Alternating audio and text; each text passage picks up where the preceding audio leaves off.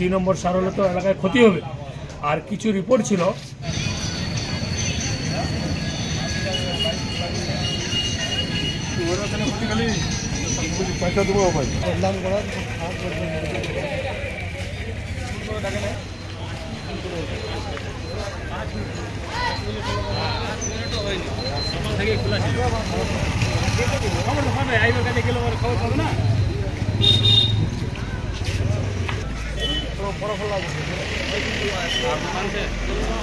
একটা উপর না হচ্ছে বন্ধ হয়ে গেছে ঠান্ডা সমস্যা 7 মিনিটের আসছে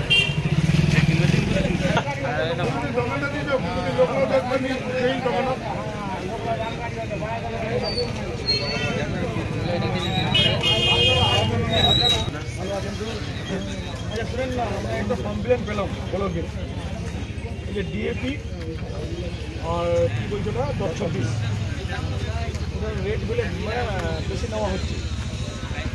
1850 ডিএপি নিচ্ছে মনে হয়, 10-26টা ওইরকম মানে ভাবছে রেটে, এমআরপি রেটে কেউ মাল বিক্রি করছে না। এটা কমপ্লেন গেছে ভিডিও সভা আমাকে নিজেই বললো যে আপনি যদি যাবেন তো সেই দোকানগুলোকে বলে দেবেন, নাহলে ফের আমাদেরকে করবে, নাহলে ফের ডিএম সভা ফোন করছে। সেই জন্য আপনারা একটু ডিটেল করে বলে দেন যেন এমআরপি রেটে যেন মালটা বিক্রি করে। এটা একটু ভালো করে দেখেন। আর তারপরে আজকে মালিন্দাতে রেট পড়েছে ডুপ্লিকেট 30,000 ধরা গেছে, ডুপ্লিকেট ওকে অ্যারেস্টও করেছে। ঠিক আছে, যেন ডুপ্লিকেট মাল বিক্রি না হয়। আমরা কৃষক যদি বেঁচে থাকে তাহলে আমরা আমাদের যে খাবারটা তৈরি করছে কৃষক ভাইরা তৈরি করছে, তো সেই জন্য কৃষককে আমাদেরকে বাজায় রাখতে হবে। আর কৃষকের যদি ফসল মার খেয়ে যায় তাহলে সবাই বিপদে পড়বে। তো সেই জন্য আপনাদের কাছে অনুরোধ, বিরোধ বাঁচে না থাকলে আপনার কাছে আসবে কি, এইটাই জন্য মানে এরকম না হয় আমাদের এখানে গল্প করে আপনাদের কাছে অনুরোধ, ডুপ্লিকেট মাল বিক্রি না হয়, তারপরে এমআরপি রেটে যেন বিক্রি হয়। আপনারা এডিও অফিসের সঙ্গে যোগাযোগ করেন।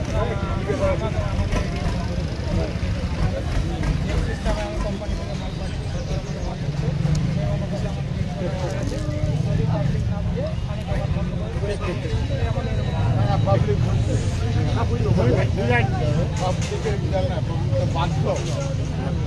তো বাধ্য হয়ে যায়, বুঝবে কেন বুঝবে, শুধু আপনার দোকান না সব দোকানে নিচ্ছে। কিরকম আমরা শুনলাম 1300 সামথিং, 1350 আছে এমআরপিতে।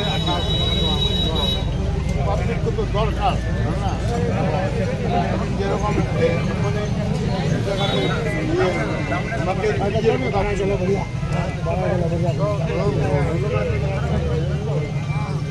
তো বাদ করা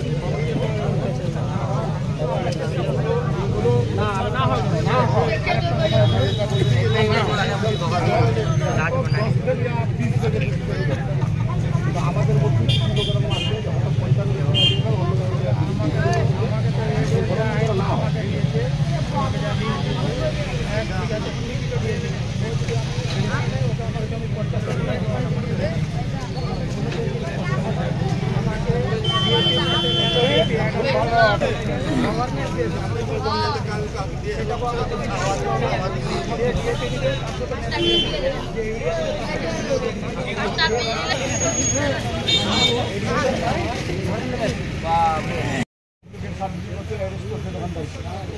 আমাদের লোক বিপদে না পড়ে সেজন্য আমরা অ্যাডভান্স বলে দিচ্ছি।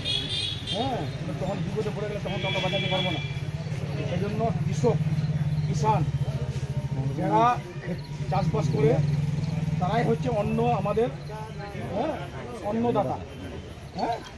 ওরা যদি চাষবাস না করে আমরা জীবিত থাকবো কেরকম করে, না খেলে বেঁচে থাকবে। কিষানকে বাঁচায় রাখতে হবে। সেই জন্য ডুপ্লিকেট মাল যেন বিক্রি না হয়, আর রেটটা যেন এমআরপি রেটে বেচা হবে। ঠিক আছে,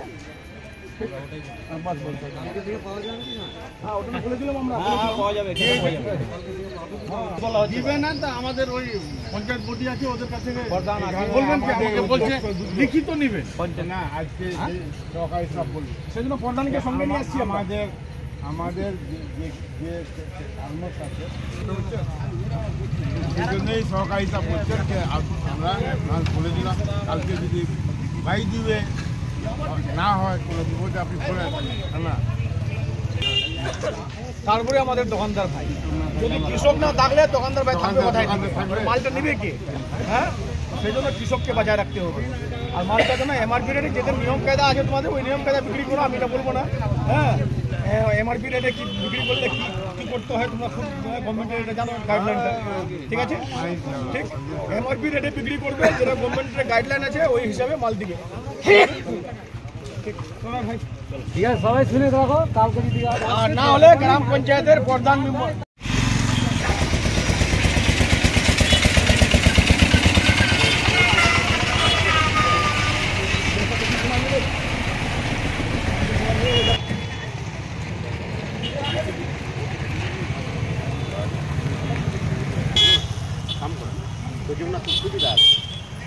সরকারি সভাধিপতির কাছে একটা খবর ছিল যে মানে এই যে ভোর রাতে 2 নম্বর সার পাওয়া গেছে। তো আমাদের শাহপুরে মিটিং ছিল, উনি হঠাৎ করে বললেন যে এলাকায় একটু পরিদর্শন করি। গোগাতে গিয়ে উনি দোকানদারগুলোকে বললেন যে তোমরা একটু যে 2 নম্বর সার আছে সেটাকে দেখবা, কৃষক যেন মারা না যায়, কারণ যে 2 নম্বর সার হলে তো এলাকায় ক্ষতি হবে। আর কিছু রিপোর্ট ছিল যে মানে এমআরপি ছাড়াও সারের দাম বেশি নেওয়া হয়েছে। তো ওদেরকে বললো যে দেখো আমাদের সব কৃষকরা হচ্ছে আমাদেরই ভাই বন্ধু, তোমরা এরকম করবা না, আর এরকম যেন আমি শুনি না, কারণ এরকম শুনলে মানুষ আন্দোলন করবে, সেটাতে খারাপ হবে। এই জন্য আমরা গগা বাজারে, ওখানে আমাদের সরকারি সভাপতি ছিল, আমরা সকলেই ছিলাম, ওই কথাটাই উনি সবাইকে বলতে গেছিল যেন 2 নম্বর সার না বিক্রি করা হয় এবং এমআরপি থেকে যেন বেশি রেট নেওয়া হয়, আর মানুষের সঙ্গে যেন খুব ভালো ব্যবহার হয়।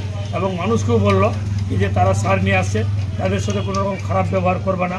আর কিছু লোক বলছিল সার থাকতেও দিচ্ছে না, উনি বললো কি এরকম ব্যবহার যেন মানুষের সঙ্গে না হয়, ওই জন্য আমরা এখন পরিদর্শন